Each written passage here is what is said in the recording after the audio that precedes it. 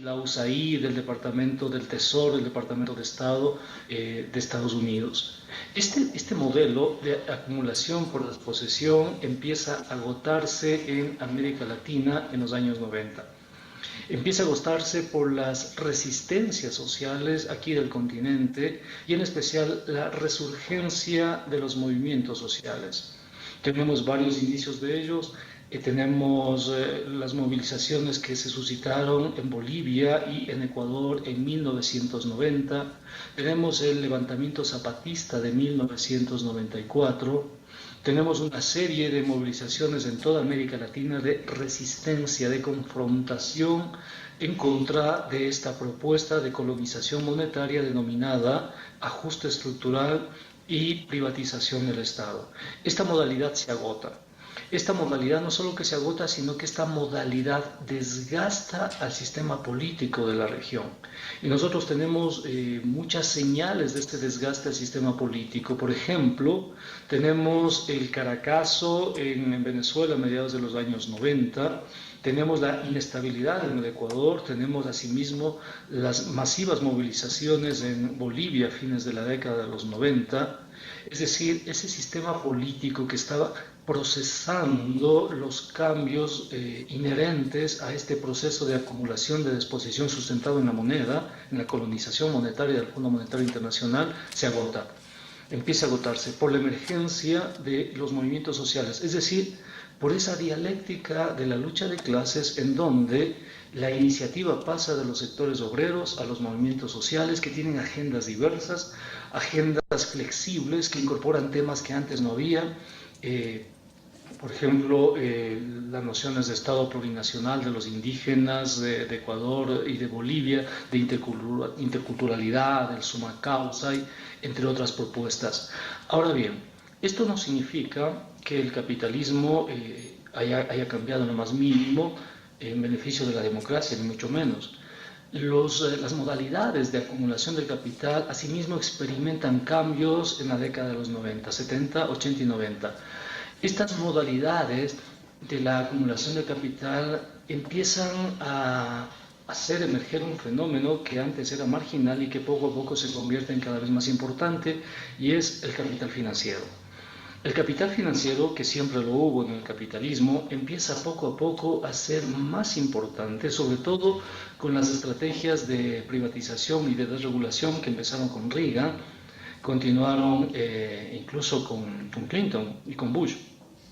Estas propuestas de desregulación que son parte de estas dinámicas de la acumulación del capital hacen emerger un capital financiero muy fuerte, sobre todo a partir de los años 90 y con el apoyo de Alan Greenspan en la Reserva Federal. Es Alan Greenspan el que genera lo que se llaman los mercados sobre el mostrador, los OTCs, que son los que empiezan a transar los denominados productos derivados. Esto significa que el capitalismo, sobre todo en Estados Unidos y Europa, apuesta a la especulación. Como tiene una dotación de capital progresiva constante por el pago de la deuda externa que hacemos los países de América Latina, eso le permite al capitalismo empezar en el juego de casino de la economía mundial. En este juego de casino de la economía mundial, los Estados Unidos y los europeos, pero sobre todo los Estados Unidos, empiezan un proceso de delocalización y relocalización. ¿Qué significa esto? Que trasladan las esferas de la producción hasta la periferia del sistema mundo. Primero a las zonas de Maquila, a la frontera entre Estados Unidos y México, y luego al sudeste asiático. Finalmente, esta modalidad de delocalización, de relocalización, finalmente llega a China, y China tiene lo que los economistas llamamos economía de escala.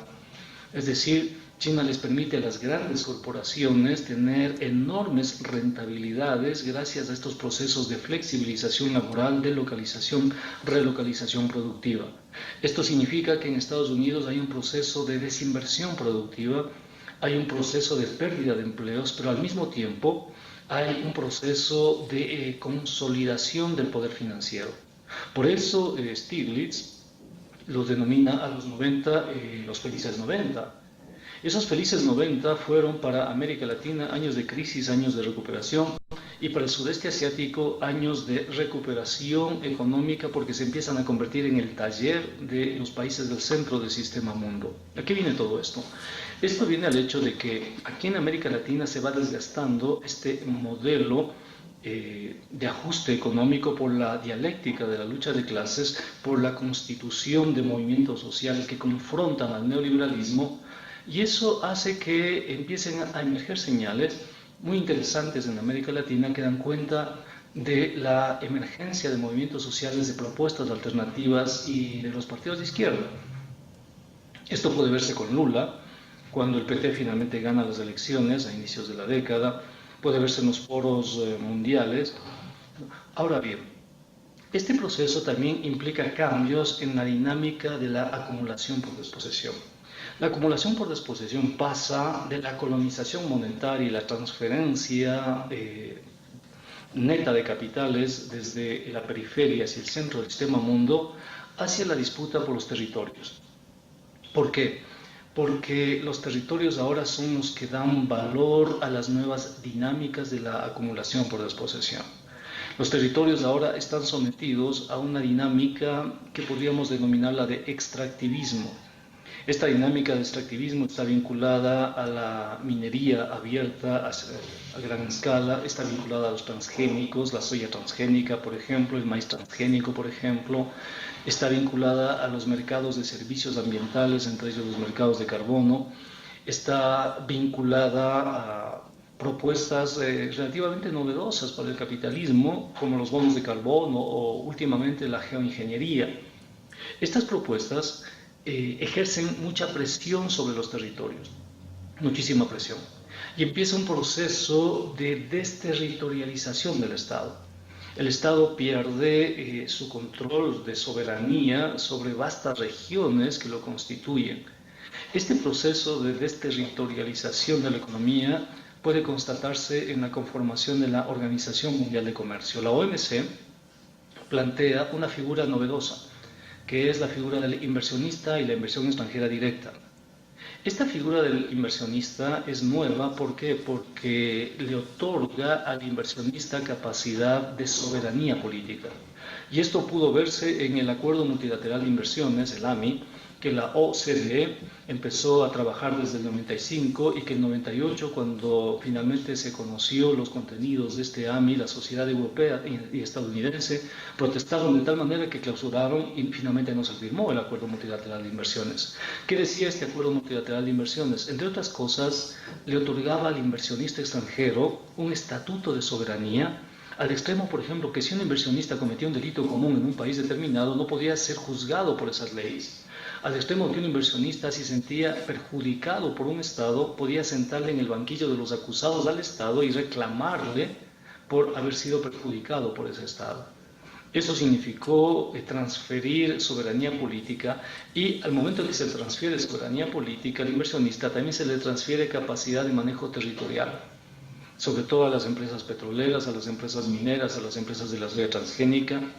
Este proceso, que empezó en el 94, también da cuenta de la utilización del espacio en virtud de los ejes multimodales. Se propone a fines de los años 90, desde México, la generación de un corredor que se llama, en la conferencia de Tuxtla, que se llama el Plan Puebla-Panamá, e inmediatamente el gobierno de Cardoso en el año 2000 convoca una reunión de presidentes para comprometerles en algo que se llama la Iniciativa de Integración de la Infraestructura Regional de Sudamérica, IRSA, en donde son los territorios los que son puestos en la subasta del capitalismo mundial. Esta dinámica no amerita, no se empata con el discurso del Fondo Monetario. No puede empatarse. ¿Por qué? Porque el discurso del Fondo Monetario está hecho para una colonización monetaria. El discurso del Fondo Monetario no tiene los instrumentos teóricos, epistemológicos para dar cuenta de esta desterritorialización del Estado. ¿Quién tiene los instrumentos teóricos? Es el Banco Mundial. Es el Banco Mundial el que interviene en nuestras sociedades, el que coloniza nuestras sociedades con apoyo de la cooperación internacional al desarrollo. La GTZ alemana, por ejemplo, el Programa de Naciones Unidas para el Desarrollo de Naciones Unidas, y una serie de agencias de cooperación trabajan con el Banco Mundial en toda América Latina para provocar lo que ellos denominan el cambio institucional. Entonces, nosotros vemos que en los 90 emerge un nuevo discurso y emerge una nueva modalidad de la acumulación capitalista. El nuevo discurso es el cambio institucional, en donde la soberanía de los estados se ve acotada y los espacios que pierde el estado se trasladan directamente al gran capital, en este caso a las corporaciones bajo la figura del inversionista extranjero. Y esta modalidad necesita un discurso, un episteme, una teoría que no sea aquella del Fondo Monetario. Por eso nosotros podemos entender la disputa que le hace Stiglitz a fines de la década de los 90 al Fondo Monetario.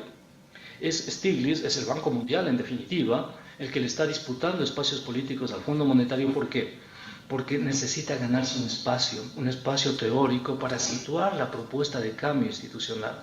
Pero esa propuesta de cambio institucional tiene un sustrato epistemológico fuerte. Ese sustrato epistemológico se llama el neoinstitucionalismo económico.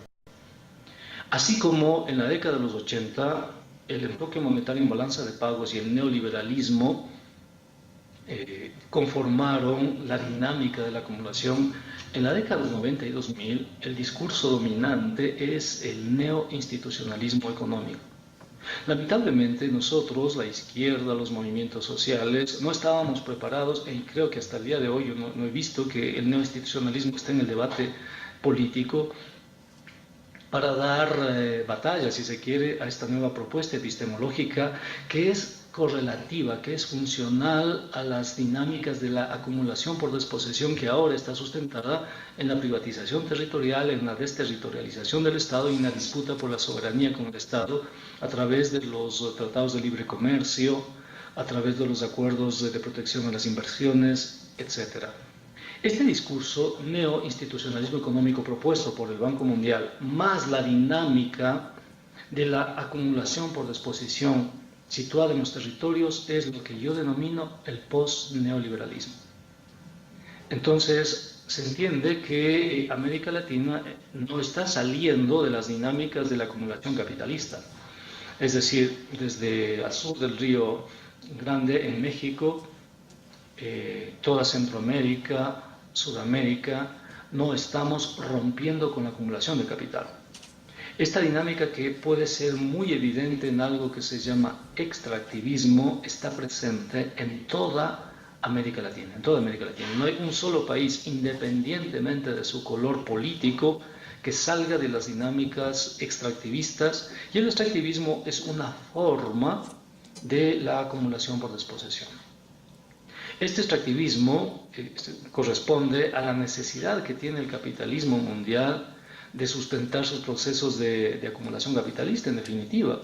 Los chinos necesitan una provisión cada vez más creciente de materias primas, presionan por las materias primas, eso produce un auge de los commodities, las materias primas, y nuestros países que se están especializando en la producción de materias primas tienen mejores precios y eso significa mejores récords del Producto Interno Bruto. Pero este discurso del crecimiento económico enmascara justamente esas dinámicas de colonización, de desterritorialización y de conversión del capital transnacional como sujetos políticos. Entonces, si entendemos al post-neoliberalismo como una continuación, como una puesta a punto de las dinámicas de la acumulación de capital, podemos entender el rol que cumplen los gobiernos en América Latina, entre ellos los denominados gobiernos progresistas. Porque vean ustedes, nunca antes en América Latina se había dado una convergencia ideológica tan fuerte como ahora. Ustedes tienen en Centroamérica a Daniel Ortega, ustedes tienen en América del Sur a Hugo Chávez, a Rafael Correa en Ecuador, a Lula, ahora Dilma en Brasil, la concertación en Chile, los Kirchner en Argentina, Lugo en Paraguay, Vázquez Mujica en Uruguay. Es decir, pocas veces en la historia de América Latina ha habido una convergencia ideológica a partir de esos gobiernos que adscriben tesis críticas al neoliberalismo. Pero todos esos gobiernos están cumpliendo los deberes de la acumulación de capital. Los territorios en Paraguay han sido entregados a Monsanto y a la industria transgénica del maíz Roundup, de la soya transgénica, igual en Argentina, igual en Brasil. Lo mismo sucede en Ecuador.